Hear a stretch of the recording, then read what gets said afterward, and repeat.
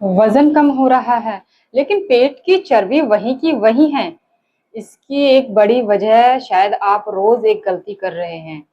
देखिए, अगर आपका वजन थोड़ा कम हो रहा है लेकिन पेट बाहर निकला हुआ है, तो सिर्फ कम खाना इसका समाधान नहीं है।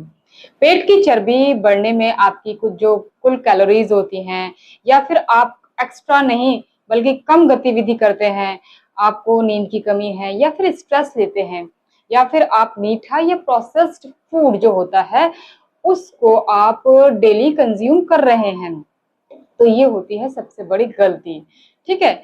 और आपको एक दूसरी गलती का जो ध्यान रखना है वो ये है कि आप सिर्फ पेट की एक्सरसाइज करना, ठीक है, और पूरे शरीर की एक्टिविटी को नजरअंदाज करना। देखिए, हम करते क्या है कि सिर्फ पेट की एक्सरसाइज कर लेते हैं, उसके अलावा जो पेट की और हमारे पूरे शरीर की एक्टिविटीज होती है उसको हम नजरअंदाज कर देते हैं। ऐसा हमें नहीं करना है।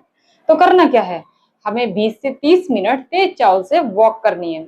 इसके बाद सूर्य नमस्कार, प्लैंक जैसे स्ट्रेंथ एक्सरसाइज और योग को अपनी क्षमता के अनुसार अपने डेली रूटीन में शामिल करें। ठीक है।